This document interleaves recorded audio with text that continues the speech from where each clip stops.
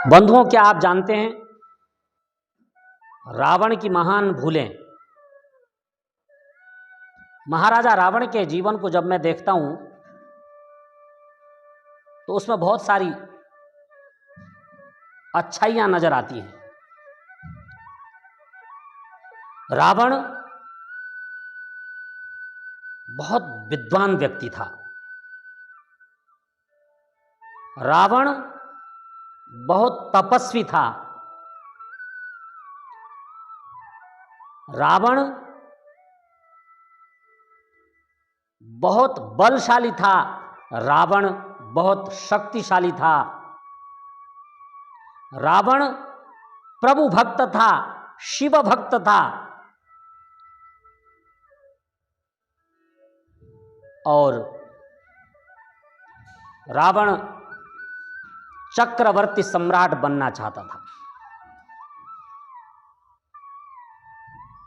उसने लंका के आसपास के समस्त द्वीपों को अपने कब्जे में ले रखा था। इतिहास बताता है कि भारत पर भी उसकी नजर थी। इसी कारण उसने दक्षिण भारत पर भी अपनी पकड़ बना ली थी और अपनी बहन शूर्पणखा का विवाह विद्युज्जुह नामक राक्षस से कर दिया था और अपने बहन के घर आता जाता था। खर और दूषण को उसने थानेदार के रूप में नियुक्त कर दिया था। दक्षिण भारत में मलद और करुष प्रदेशों पर उसका पूरा नियंत्रण था।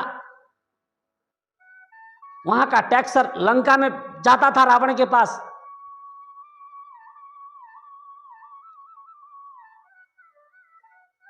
परंतु उत्तर भारत के राजाओं को यह पसंद नहीं था कि भारत से कोई बाहर का व्यक्ति आकर के हमारे आधे भारत पर कब्जा करे। चूंकि भारत में देवताओं का शासन था और रावण ने देवताओं से पंगा ले लिया। जब देवताओं से पंगा लिया तो देवताओं ने विशेष सभा की और फिर रावण के विनाश की योजना तैयार हुई देवताओं के द्वारा। और देवताओं ने इस कार्य के लिए प्रभु श्री राम का चयन किया, क्योंकि रावण को मारना सबके बस की बात नहीं थी। बंधुओं, रावण अभिमानी था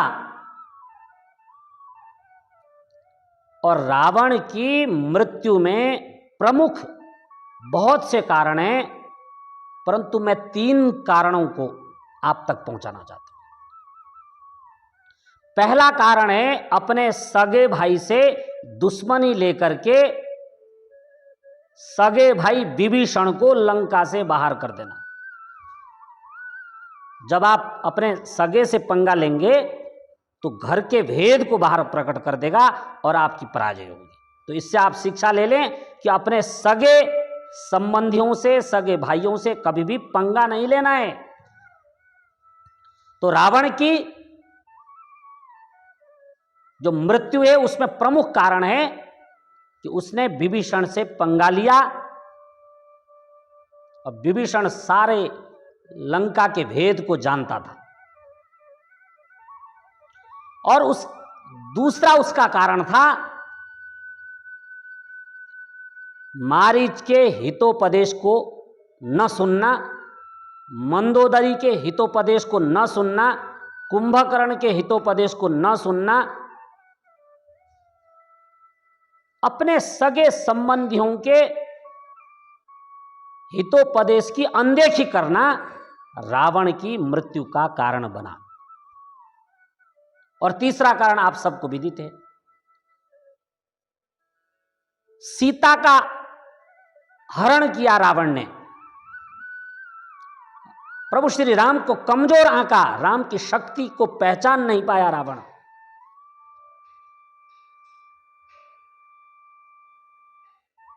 इन महान गलतियों के कारण रावण मारा गया।